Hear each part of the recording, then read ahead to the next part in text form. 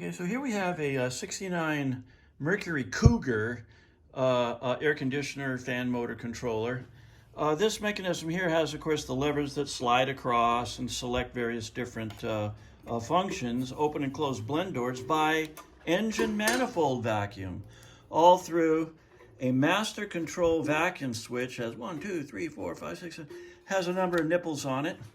The complaint was it was bleeding down and not operating. So they happen to have two of the units, which gave us the opportunity to disassemble this unit, which is swagged. This aluminum cup here with a ring around it was swudged open with a ball bearing in order to lock it in place.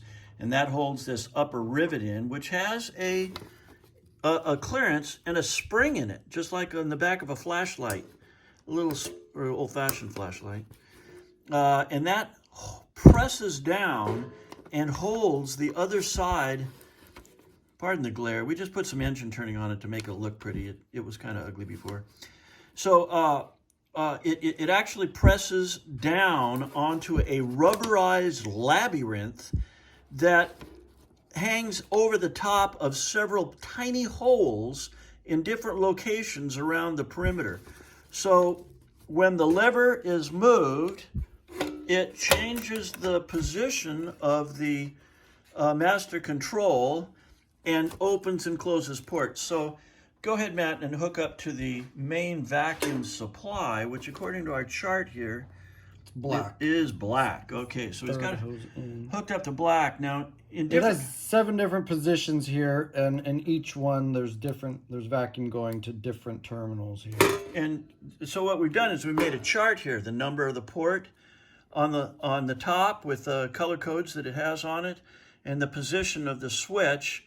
And all these dots here basically mean black supply connects to blue, or in this case, blue and brown, or what have you. So all of these are connectivities throughout the system.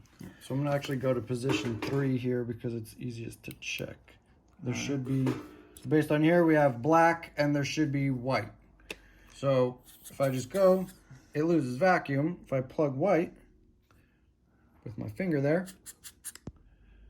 it holds. It holds. Okay. Now, rather than go through a long description of every one of these, we've already done this on both units and have resurfaced the valve faces and coated them with 3M vacuum grease, a very sticky grease that is designed to work on this. So here it all is, functional again, and just kind of an interesting, back in the days when vacuum controlled things.